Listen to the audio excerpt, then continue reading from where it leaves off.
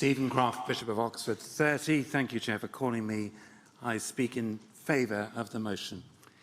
Jesus says, "You will know them by their fruits."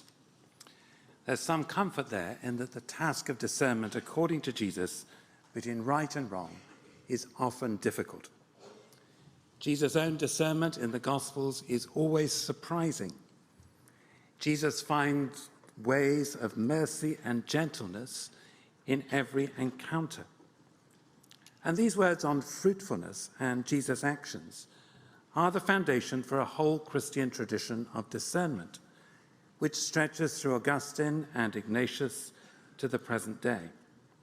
The scriptures are to be interpreted through the lens of love of God and neighbour. Synod, we need to recognise there is so much bad fruit in our present pastoral practice.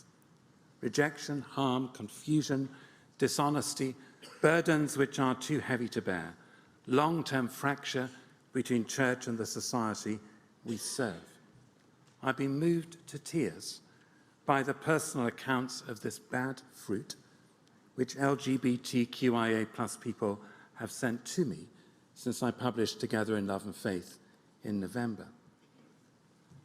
Conversely, it seems to me, there is so much good fruit which flows from loving, permanent, stable, same-sex relationships.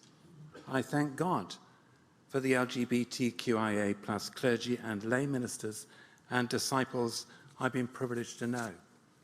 I pay tribute to their resilience and dedication and commitment to Christ's call and the love and care they offer and their fruitful ministry.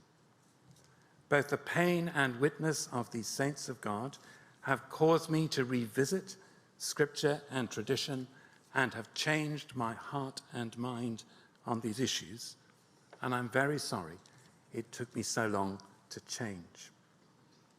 So I want us to agree and affirm these proposals today, and I pray they will be a stepping stone on the journey, and for me, I hope and pray that will lead to equal marriage in our church.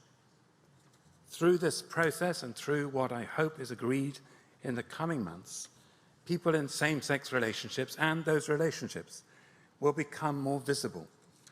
That in turn, I know, will change other hearts and minds in the months and years to come.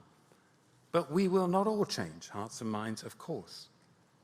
I also want us to affirm today those who will continue to hold a traditional view of marriage.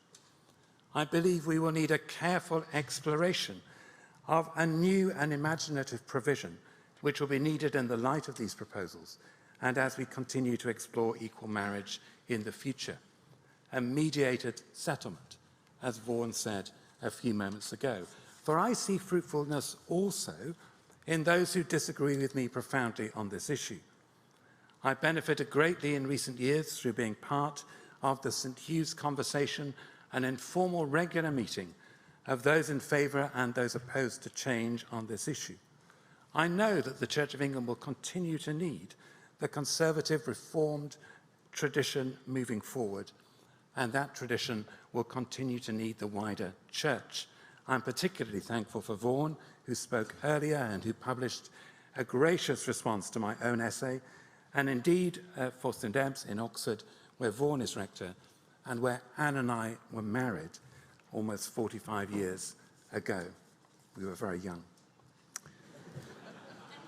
My vision for the Diocese of Oxford is that we will be a diocese where all are affirmed and cherished, where same-sex relationships can be cherished, and those who hold the traditional view are honoured, respected, and loved.